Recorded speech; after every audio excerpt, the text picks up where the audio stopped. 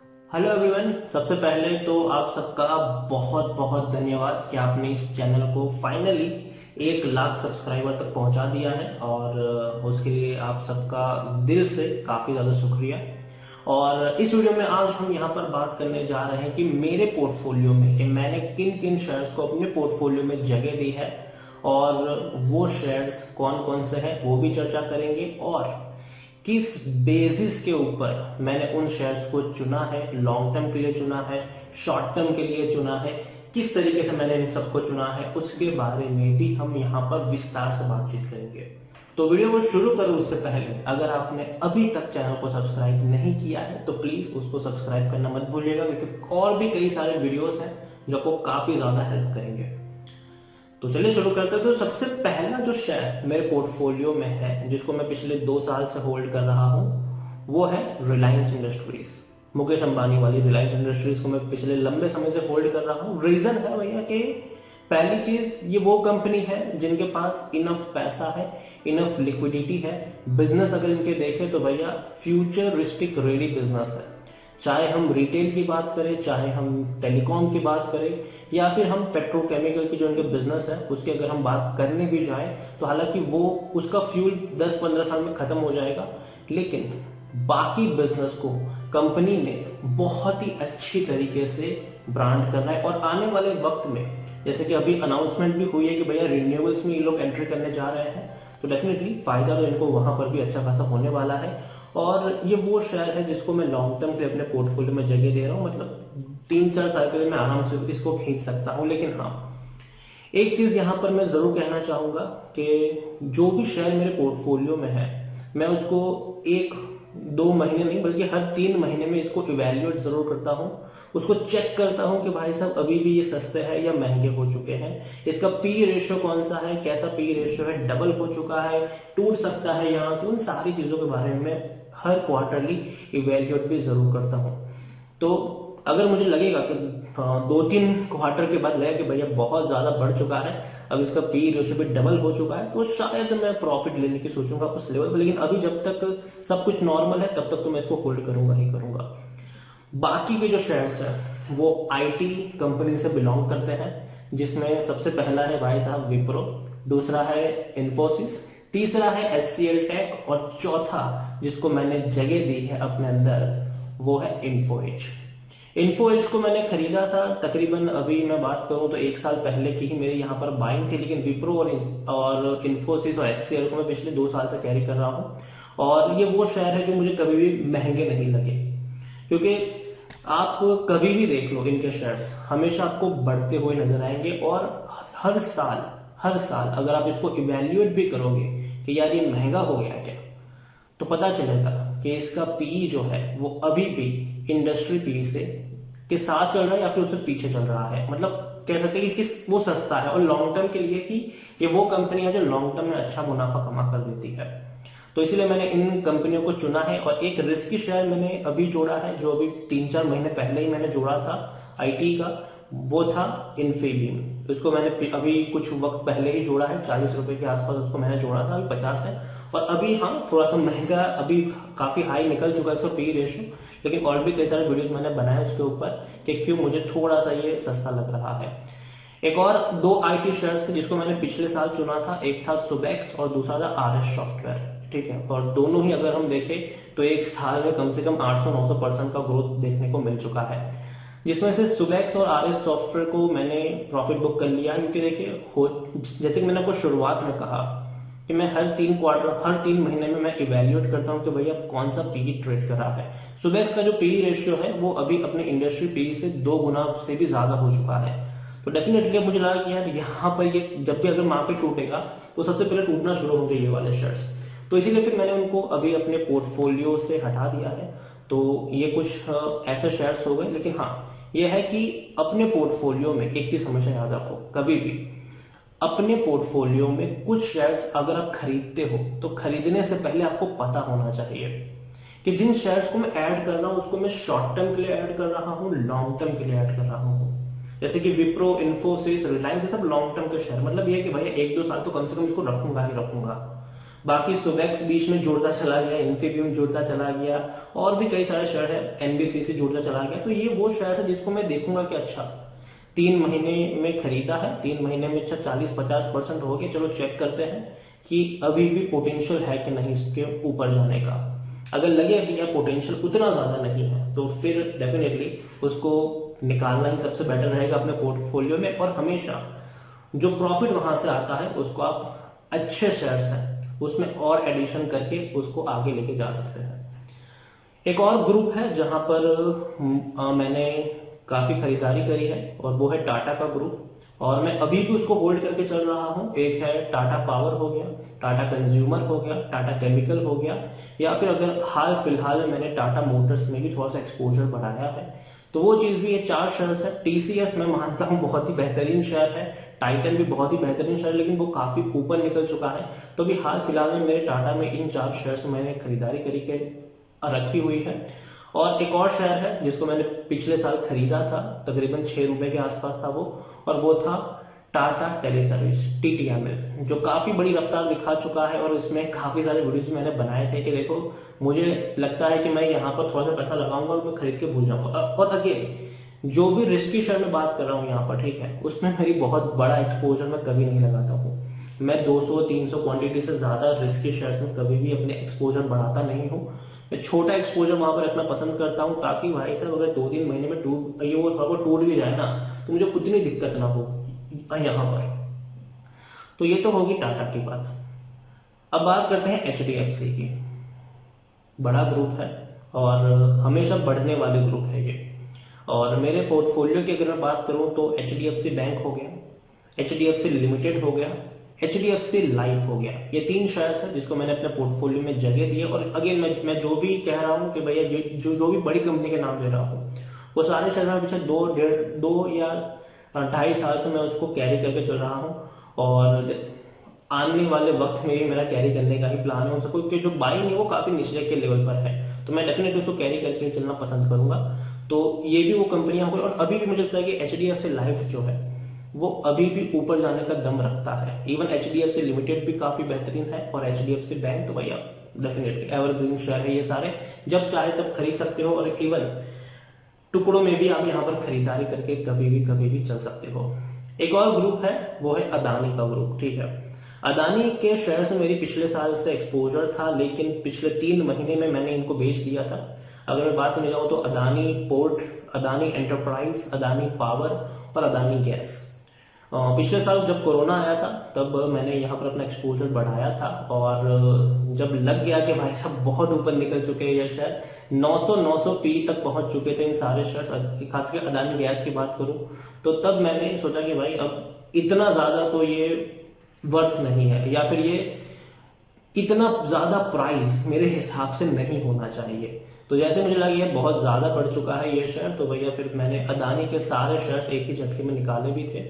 और मुझे लगता है कि हमेशा एक चीज आपको स्टडी करनी चाहिए कि आप कोई भी शेयर्स खरीदते हो। देखिए अदानी का जो मैंने बाइंग किया था पिछले साल वो मैंने लॉन्ग टर्म के लिए किया था कि भैया मैं इसको 3-4-5 साल के लिए कैरी करूंगा, ठीक है, 150 रुपए के आसपास की बाइंग। लेकिन जब वो 1300 तक पहुंच जाता है वो भी एक ही साल में, और जब आप देखते हो कि भैया पी बहुत ज्यादा है, कंपनी का प्रॉफिट उतना ज्यादा बढ़ा नहीं है, तब फिर आपको लगता है कि यार ये बहुत ज्यादा कॉस्टली हो चुके हैं। तब फिर आपको यहाँ पर थोड़े से डिसीजन अपने हिसाब से लेने होते हैं कि भैया अब मेरा इतना रिस्क है और मेरा इतना भैया मुझे मिल चुका है, अब मैं यहाँ से निकलूंगा। तो वो चीज यहाँ पे सोचनी रहती है। अदानी के शेयर्स बहुत ही ज्यादा हाई वैल्यूएशन के ऊपर पहुंच चुके थे, काफी ज्यादा बड़े पी के ऊपर ट्रेड करते थे, सेक्टर पी से 10 गुना पी के ऊपर ट्रेड करने वाले शेयर्स डेफिनेटली जब मार्केट टूटता है तो नुकसान तो देते हैं वो। तो इसीलिए मैंने उसको बाद में निकाल भी दिया था। और सेम चीज अभी सुबेक्स के साथ ही मैंने पिछले हफ्ते करी थी, सुबेक्स के साथ के भैया काफी ऊपर निकल चुका है, तो बेटर है कि अब यहाँ से निकलना ही सबसे बेहतर रहेगा। तो एक चीज मैं आपसे हमेशा कहना चाहूंगा कि देखिए कौन सा शेयर खरीदना है, ठीक है, ये सबको पता है। ज्यादा जो लोग मार्केट में एक्टिव है, इन्वॉल्व रहते हैं, उनको पता है कि भैया कौन सा शेयर अभी सस्ते प्राइस पे मिल रहा है, कौन सा खरीदना है, वो सबको पता है। लेकिन कब किस शेयर से निकलना है ये सबसे ज्यादा इंपॉर्टेंट पॉइंट है। विप्रो, इन्फोसिस, ये सारे शेयर ऐसे कि भैया वहां पर आप लॉन्ग टर्म के लिए बने रह सकते हो, क्योंकि ये हमेशा बढ़ने वाले शेयर्स हैं। लेकिन जो होते हैं ना कि दिवाली का पटाखा होता है वो, ठीक है, कि तभी वो चलता है, बाद में वो धीरे धीरे फुस हो जाता है। तो उन शेयर्स में आपको कभी भी ये नहीं सोचना चाहिए कि मैं 5 साल 10 साल 15 साल के इसको होल्ड करूंगा। वहां पर आप देखो कि आपने खरीदारी करी है, किस प्राइस पे करी है, किस वैल्यूएशन पे करी है। अगर वहां पे 25-30% का ग्रोथ आता है, फिर से इवेल्युएट करो उसे कि अब क्या है, कितना पीई है, कंपनी प्रॉफिट कर रही है कि नहीं कर रही है, ग्रोथ आया है तो किस लिए आया है। अगर आपको लगता है कि भाई एक साल में ना ही कोई बड़ा प्रॉफिट है, ना ही कोई बड़ा रेवेन्यू है, फिर भी शेयर बढ़े जा रहा है, फिर भी इसका जो पी जो 30 का पी था और 50 का जो इसका जो सेक्टर पी था, आज जो सेक्टर पी 50 का है लेकिन इसका पी 150 पे चला गया है, तो फिर आप ये मान के नहीं चलेंगे कि चलो यार मेरा शेयर अभी और बढ़ेगा। नहीं बढ़ेगा, वो कभी भी टूट सकता है। तो उस चीज को समझिए यहाँ पर कि कौन कौन से शेयर आपको खरीदने चाहिए, कौन कौन से शेयर में कब एग्जिट लेनी चाहिए, वो सबसे ज्यादा इंपॉर्टेंट है। उसके अलावा एक और सेक्टर है जहां पर मुझे लगता है कि अच्छा खासा प्रॉफिट हो सकता है और लॉन्ग टर्म के लिए वो सेक्टर चलने वाले हैं, वो है इंश्योरेंस। जिसमें से HDFC लाइफ और SBI लाइफ वो मुझे पसंद है और डेफिनेटली मैंने उसको अपने पोर्टफोलियो में जगह भी दी है और लगता है कि हाँ लॉन्ग टर्म के लिए चलने वाले शेयर है और इसमें मैं ऐड करता रहूंगा, ना कि इसको बेच के निकालूंगा। बाकी कुछ छुटपुट शेयर की अगर मैं बात करूं तो भैया हिंदुस्तान यूनिलीवर डेफिनेटली बहुत बड़ी कंपनी है ये, इसको भी लॉन्ग टर्म के लिए कैरी किया जा सकता है। हालांकि पिछले 1-1.5 साल में जहां बाकी शेयर्स रॉकेट बने थे, तोड़ रहे थे अपने भैया एक से एक बड़े लेवल, वहां HUL ने अभी भी उतनी बड़ी तेजी नहीं दिखाई है। लेकिन फिर भी उम्मीद करते हैं कि देखो ये शायद टूटने वाला शेयर तो पहली चीज नहीं है। HUL धीरे धीरे बढ़ेगा, लेकिन आराम से आपको ऊपर की तरफ जाता हुआ नजर आएगा वो, हिंदुस्तान यूनिलीवर की अगर मैं बात करूं तो। उसके अलावा अगर मैं एक और शेयर की बात करूं जो पिछले 4-5 महीने पहले जिसको मैंने ऐड किया था, वो था मुथूट फाइनेंस। मुथूट फाइनेंस देखिए सोना भाई साहब कभी भी वैल्यू कम नहीं होने वाली है, बढ़ने ही वाली है। और मुथूट की मैं बात करूं तो कभी भी इसके स्प्लिट की भी खबरें आ रही है। हालांकि कंपनी ने इस चीज को कहा था कि भैया अभी हम नहीं कर रहे हैं लेकिन फ्यूचर में करेंगे जरूर, तो स्प्लिट की भी बातें यहाँ पर चल रही है। तो भैया मुथूट डेफिनेटली मैंने उस वक्त बाय किया और अभी भी मेरा प्लान है कि मैं इसको लॉन्ग टर्म के लिए कंटिन्यू करूंगा जब तक कोई बड़ा कुछ निकल नहीं आता कि अच्छा ये गलत चीज चल रही है, तब तक मैं इसको होल्ड करने वाला हूँ। एक और है वो है इंफ्रा से। देखिए इंफ्रा से मैंने थोड़ा रिस्की बैट लिया हुआ है। मैं मानता हूँ कई सारे फंडामेंटली स्ट्रॉन्ग शेयर जरूर है इंफ्रा में, लेकिन फिर भी मैंने थोड़ा सा रिस्की बैट लिया था, वो था NBCC और NCC। इन दोनों के ऊपर पिछले साल अगर कोरोना की बात करूं तो वहां पे मैंने थोड़ा सा रिस्की बैट लिया था और अभी भी मैं अगर बात करूं तो मैं NBCC को होल्ड कर रहा हूं, जबकि NCC की अगर मैं बात करूं तो डेफिनेटली मैंने उसको 90 के आसपास मैंने प्रॉफिट बुक कर लिया था वहां पर। और अभी अगर ये शायद थोड़ा सा नीचे जाता है 80 के आसपास जाएगा तो डेफिनेटली मैं दोबारा एंटर के बारे में वहां पर सोचूंगा भी जरूर। उसके बाद एक और शेयर है जो मार्केट का जोकर कहा जा रहा है हाल फिलहाल में, और वो है ITC। मैं पिछले 2 साल से होल्ड कर रहा हूं उसे और मुझे लगता है कि देखिए आज नहीं तो कल उसकी जो वैल्यू है वो अनलॉक जरूर होगी, और जब वो अनलॉक होगी इसकी वैल्यू तो डेफिनेटली शेयर में आपको अच्छी खासी रफ्तार और तेजी देखने को मिल सकती है। तो उसके ऊपर भी आप नजर रख सकते हैं। लेकिन हाँ अगेन मैं कह दूं मार्केट का जोकर कहा जाता है और वक्त लगेगा उसको ग्रो करने में। हो सकता है कि बहुत ही लंबा इंतजार भी करना पड़ जाए, क्योंकि देखिए जब तक कोरोना की सिचुएशन से हम बाहर नहीं आते हैं, अभी थर्ड वेव की यहाँ पर बातचीत चल रही है, ठीक है, जब तक गैदरिंग्स वगैरह शुरू नहीं हुई तब तक इनका जो मेन बिजनेस है वो कहीं ना कहीं दिक्कत में रहने वाला है। लेकिन अब धीरे धीरे वो सारी दिक्कतें खत्म हो सकती है और कभी भी शायद अच्छा खासा ब्रेकआउट आपको दे सकता है। एक और शेयर है वो है आरती इंडस्ट्रीज। आरती इंडस्ट्रीज डेफिनेटली हाल फिलहाल में इन्होंने बोनस दिया था और बोनस के बाद शेयर की प्राइस होती वो आधी हो गई थी और डेफिनेटली दम है कंपनी में कि और ऊपर तक जा सकता है, यहाँ से अच्छी खासी तेजी दिखा सकता है। और अभी पिछले महीने अगर मैंने किसी कंपनी में निवेश किया हो तो वो एक और है, वो है भारती एयरटेल। भारती एयरटेल देखिए इंटरनेट का जमाना है, इंटरनेट पेनिट्रेशन आपको आने वाले वक्त में भी देखने को मिलने वाला है। सेलफोन और मोबाइल और इंटरनेट के बिना भैया जिंदगी हम सोच भी नहीं सकते हैं, ठीक है। जियो डेफिनेटली एक बहुत बड़ा मार्केट है, हालांकि रिलायंस में ऑलरेडी इन्वेस्ट हम करके रखे ही हैं, लेकिन भारती सेकंड लार्जेस्ट प्लेयर है इंडिया का और बड़ी रफ्तार वो धीरे धीरे करके दिखाएगा जरूर। तो भारतीय और देखिए टूट भी रहा था, ठीक है, तकरीबन 530 526 से करीब वो आया था, और यहाँ से धीरे धीरे तेजी की शुरुआत भी आपको देखने को मिलेगी। और डेफिनेटली भारतीय में पोटेंशियल भी है कि 600 रुपए के आसपास वो जा सकता है, अगर हम उसको 6 या 7 महीने का होराइजन अगर हम मान के चले तो, भारतीय एयरटेल के अगर हम यहाँ पर बात करें तो। इसके अलावा अगर मैं एक और कंपनी के बारे में बात करूं तो वो ऑटोमोबाइल से जुड़ी हुई है, और वो है मदरसन सुमी। देखिए मदरसन सुमी मैं कई बार एक्सप्लेन कर चुका हूं उसके बारे में कि मदरसन सुमी क्यों एक बेहतर कंपनी है, क्यों एक बेहतर कंपनी और ज्यादा बड़ी बनने का इसमें पोटेंशियल है। पहली चीज, हाल फिलहाल में कभी भी डीमर्ज की खबर आ सकती है। दूसरी चीज, कंपनी ने भाई साहब बोनस, अगर आप उनकी हिस्ट्री चेक करोगे, बोनस की हिस्ट्री चेक करोगे तो तकरीबन 2012 से लेकर 2019 के 2012 से लेकर 2017 के बीच में इन लोगों ने तकरीबन अच्छा खासा बोनस पे किया है। तो कंपनी में पोटेंशियल है, कंपनी का बिजनेस इंडिया के में तो है ही अच्छा खासा वर्क कर रहा है, लेकिन उसके अलावा इनका जो बिजनेस है वो भैया इंडिया के बाहर भी काफी बड़ा बिजनेस है और अच्छा खासा रेवेन्यू जनरेट भी हो रहा है। अब लास्ट 2 शहर की मैं बात करूंगा जिसके ऊपर मैं काफी लॉन्ग जाने की कोशिश करूंगा आने वाले वक्त में, मतलब कम से कम 3-4 साल के लिए तो मैं जाने की कोशिश करूंगा ही मिनिमम, और वो दोनों ही शहर से रेलवे से जुड़े हुए हैं। काफी लोगों ने यहाँ पर गैस भी कर लिया होगा कि बहुत ही छोटे से शहर है वो। एक है IRFC, Indian railway finance corporation. अभी हाल फिलहाल 4 महीने पहले ही जब शेयर 20-22 के आसपास ट्रेड करा था तब मैंने अपनी पोजीशन यहाँ पर बनाई थी। IPO में मैंने अप्लाई नहीं किया था क्योंकि उतना ज्यादा सब्सक्रिप्शन हुआ नहीं था वो, और डेफिनेटली जाहिर सी बात है जब इतना ज्यादा सब्सक्राइब नहीं हुआ था तो गिरावट में खुलने वाला था वो, ठीक है। और हमेशा एक चीज मैं ये भी कहूँ कि जब भी आप IPO अप्लाई करें तो हमेशा आखिरी दिन में अप्लाई करें। देखिए 2-3 दिन में कि भैया कितना सब्सक्राइब हुआ है, अगर 15-20 गुना सब्सक्राइब हुआ है तो ही अप्लाई करें, वरना मत अप्लाई करिए।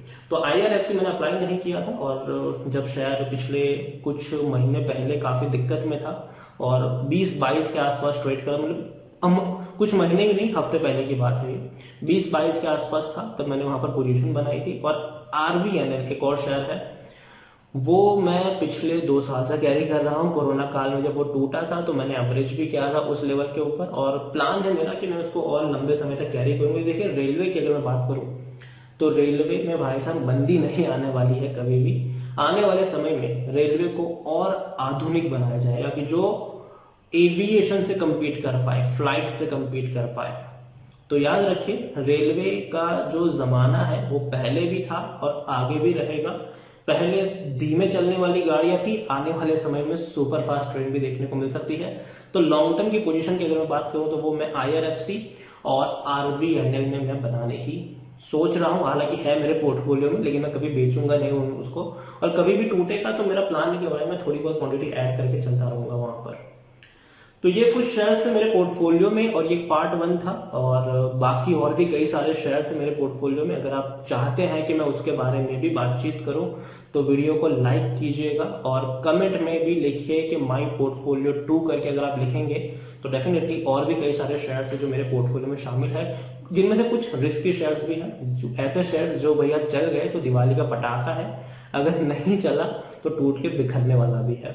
तो ऐसे भी कुछ शेयर्स हैं जो मेरे पोर्टफोलियो में है और उसके बारे में भी हम अगली वीडियो में बातचीत करें। अगर आपको चाहे कि भैया जल्दी से उसका वीडियो आ जाए तो लाइक करिएगा इस वीडियो को, और तो और कमेंट में भी लिखिए, आप लिख सकते हैं कि माई पोर्टफोलियो 2, जिससे मैं समझ जाऊंगा कि भैया हाँ आपको इस वीडियो की भी रिक्वायरमेंट है। तो वीडियो को यहीं पे एंड करूंगा, और जाते जाते एक चीज अगेन कहना चाहूंगा, 1 लाख सब्सक्राइबर के लिए आप सबका दिल से शुक्रिया। Thank you.